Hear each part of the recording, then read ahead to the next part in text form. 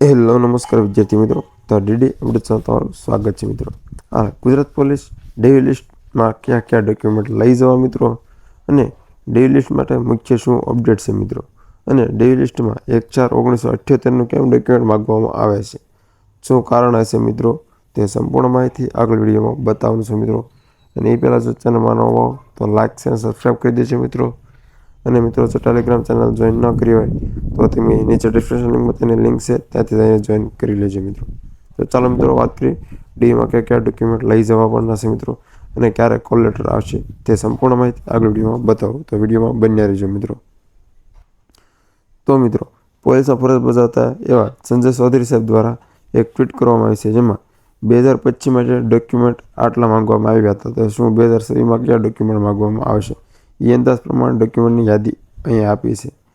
તો અનેક્ષર 3 એટલે કે 3 એના તમારા ડોક્યુમેન્ટ લઈ જવાનું રહેશે. ત્યારબાદ નોકરી પસંદગી માટે અનેક્ષરના 4 લઈ જવાનું રહેશે, જે સરકાર દ્વારા કોલ લેટરમાં તમને જાહેર કરવામાં આવશે. તેમાં જે ડોક્યુમેન્ટ છે તે તમારે લઈ જવાનું રહેશે. ત્યારબાદ તમારું સ્કૂલનું LC એટલે કે લિવિંગ સર્ટિ પણ તમારે લઈ જવાનું રહેશે. ખાસ નોંધ લે વિદ્યાર્થી મિત્રો, લિવિંગ સર્ટિ જોશે એટલે જોશે તે તમારા મિત્રો. ત્યારબાદ 4, 10 અને 12ની માર્કશીટ તમામ, જો મિત્રો તમે રેટરા દીધેલા 2 વર્ષ કે 3 વર્ષ, તો બધી માર્કશીટ સાથે લઈ જવાની તમારે રહેશે મિત્રો. ત્યારબાદ SBC એટલે કે OBCના વિદ્યાર્થીઓ માટે નોન ક્રિમિનલ ફરજિયાત છે મિત્રો. તો OBCના વિદ્યાર્થીઓ માટે નોન ક્રિમિનલ નવું 3 વર્ષ પૂર્ણ થઈ ગયેલું ન હોવું જોઈએ, અથવા 2 વર્ષનું હોવું જોઈએ, અથવા 3 વર્ષમાં બાકી હોય તો તે પણ ચાલશે. જો બનતા હોય તે નવું તે તમે કઢાવી લો, બનતા હોય તે હજી તમારી પાસે ટાઈમ છે એટલા માટે.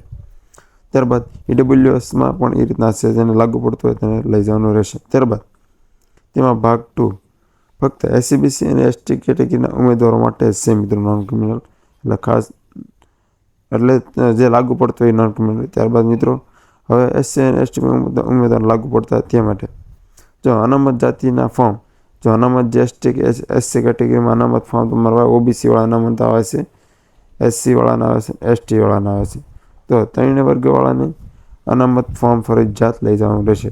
ત્યારબાદ જાતિનો દાખલો પણ તમારો ફરજિયાત છે મિત્રો.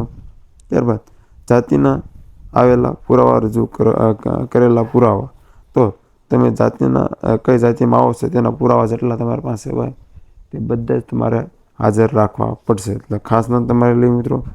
તો ત્યારબાદ મુખ્ય અપડેટ એ છે મિત્રો, હાલમાં પોલીસ વિભાગ દ્વારા એટલે કે અમદાવાદના જૂથ દ્વારા એક નોટિસ એટલે કે પોસ્ટર બહાર વાયરલ થઈ રહી છે, જેમાં રાજ્યના અનામત પોલીસ દળ જૂથ 2 અમદાવાદ ખાતે, જે અમદાવાદ ખાતે DV થવાનું છે ડોક્યુમેન્ટ વેરિફિકેશન, તે વિદ્યાર્થીઓ માટે ખાસ છે મિત્રો. તો તે વિદ્યાર્થીઓ માટે ભાગ 1 દસ્તાવેજ ચકાસણી માટે પ્રમાણપત્રોની કંપની યાદી એટલે કયા કયા પ્રમાણપત્રો લઈ જવા તેની યાદી બહાર પાડવામાં આવી છે. તેમાં પ્રથમ ઉમેદવાર દ્વારા ભરવામાં આવેલા અનેક્ષર 3.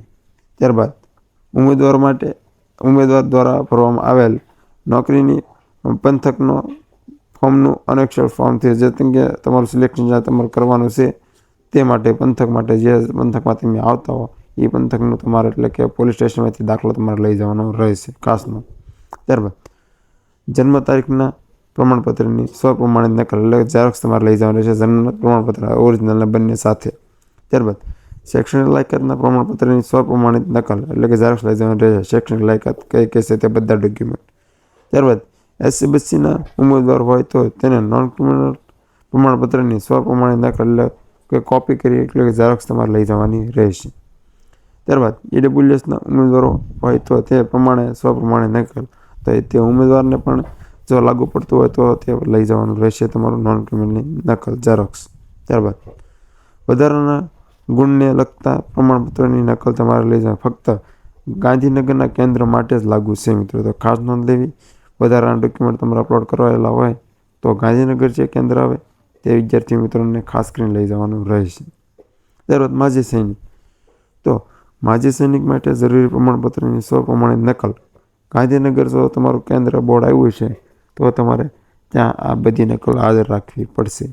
ત્યારબાદ અન્ય અનેક્ષરો જે ફોર્મ ભરવામાં આવ્યા હોય તો, જો જેમ કે ફોર્મમાં તમે સ્પોર્ટના કંઈ પણ ઉમેર્યું હોય તો પણ તમારે સાથે લઈ જવાનું રહેશે. ડિપ્લોમા સ્પોર્ટમાં ગમે કે તમે એજ્યુકેશન ઉમેર્યું હોય તો સાથે લઈ જવાના રહેશે. ત્યારબાદ ભાગ 2માં ફક્ત SCBC, ST અને SC ઉમેદવારો માટે અગત્યની નોટિસ. ઉમેદવારો અનામત જાતિનો લગતી વિગતો ભરેલ નિયમિત અનુચ્છેદ મુજબનું ફોર્મ. તો મિત્રો તમારે જો લાગુ પડતું હોય જાતિ કેટેગરી માટે એટલે કે તમારું સર્ટિફિકેટ તે તમારે સાથે લઈ જવાનું રહેશે, ખાસ ઓરિજિનલ. ત્યારબાદ અનામત જાતિના પ્રમાણપત્રની સ્વપ્રમાણિત નકલ. જાતિ પ્રમાણનું પ્રમાણપત્ર ફરજિયાત તમારે ઓરિજિનલ અથવા ઝેરોક્ષ કોપી લઈ જવાની રહેશે. અનામત જાતિના સમર્થનમાં મંગાવવામાં આવેલા પુરાવા પૈકી રજૂ કરેલા પુરાવા. અનામત જો તમને મળી હોય, જેમ કે OBC વાળાને અનામત મળતી હોય 3 વર્ષની, તો તે પણ અનામત માટે એને ફરજિયાત લઈ જવાનું રહેશે તે પ્રમાણપત્ર.